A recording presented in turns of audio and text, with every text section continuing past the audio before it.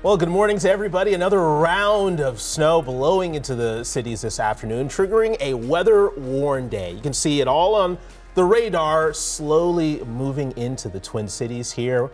Once again, dealing with snow here in Minnesota. What is new? I can hear the annoyance in your voice. You're like, here we go. And people are telling me, you can't complain. You've only been here for a month, but there's been here for so much snow. It's been one of the snowiest seasons we've seen in a long time, as Guy's been mentioning. Of course, another weather-worn day on tap. So when is that snow going to hit, Guy? It could hit as soon as this morning, but the heavy snow, that's really the question. That's going to hit a little bit later this morning into the early afternoon. So for your lunch commute, midday plans, or your evening commute, that will be the slickest. Weather-worn day today, accumulating snow this afternoon. Accumulating snow this morning, not so much accumulating. Snowfall impacting the PM drive, and the heavier snow still trending south and east. That's what we're finding winter storm warnings south and east.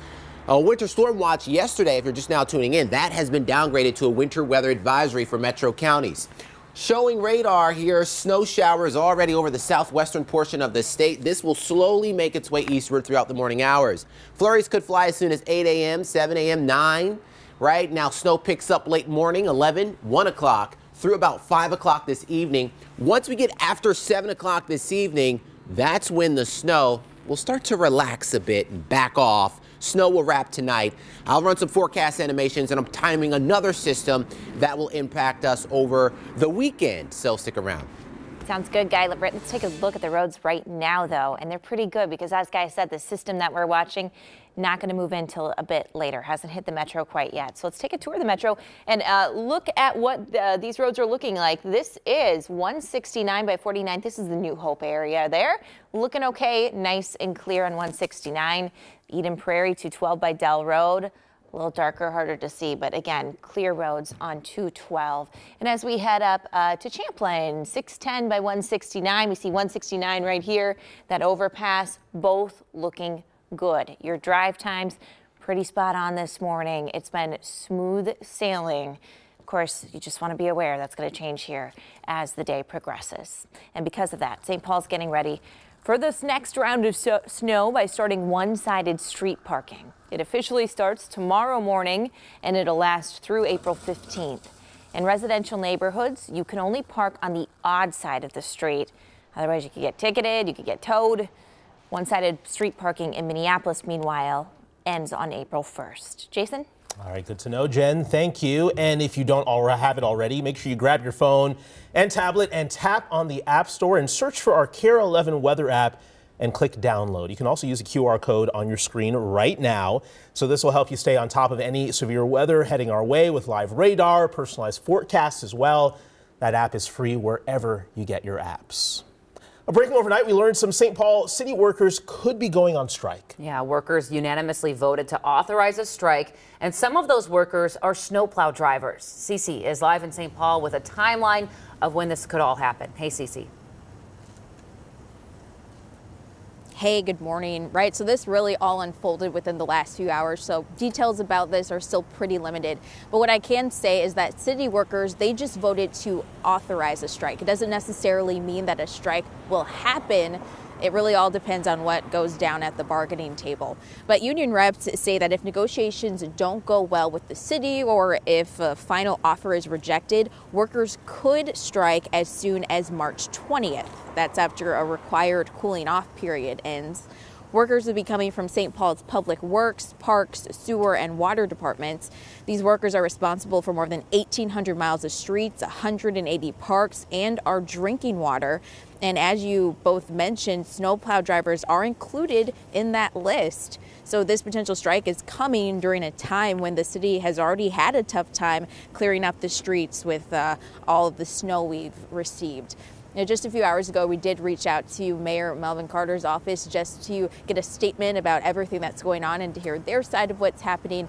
We're still waiting to hear back as of 6 o'clock. Back over to you. All right, Cece, we'll check back soon. Thank you. 6:05 on the clock this morning, and new details on what led up to a deadly police shooting inside of a Stillwater apartment complex. The BCA is leading the investigation and says Aquan Sims died from several gunshot wounds. The agency says Officer Justin Dowley fired his gun and right now is on administrative leave, which is standard. Police were called to the apartment over the weekend after several people reported hearing gunfire. Officers found Sims and say he started shooting at police. Officers returned fire, killing him. The Justice Department announced it's reviewing the Memphis Police Department's policies after the death of Tyre Nichols. Yeah, both the police chief and the mayor asked for the review.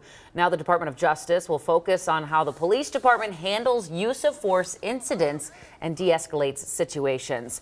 This comes as more than 20 hours of footage of Nichols' beating was expected to be released yesterday. It was blocked by a court order filed by an attorney for one of the officers involved in his death.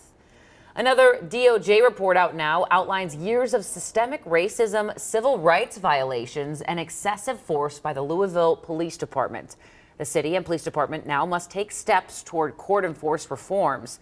The investigation started after the killing of Breonna Taylor during a nighttime police raid. Taylor's family says the findings indicate her death was not in vain. We have new pictures this morning showing the extensive damage caused by a fire at a Twin Cities marina on Tuesday. So this is what's left of two boats along the Mississippi River in Inver Grove Heights. Crews were called to the scene around 7 o'clock about a boat on fire. Those flames quickly spread to a second boat. No one was hurt, and authorities are not sure how that fire started just yet. We can tell you there is a GoFundMe for a family who was living on one of those boats. Thankfully, they did get out safely. We have that information on KARE11.com.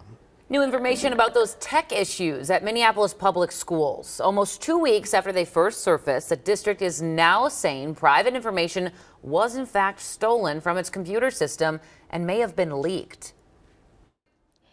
Minneapolis Public Schools says a threat actor who claimed responsibility for the recent encryption event posted data they accessed from the district online. Cybersecurity experts say it has the markings of a ransomware attack. They're urging parents to monitor their accounts, change passwords, and consider freezing your credit.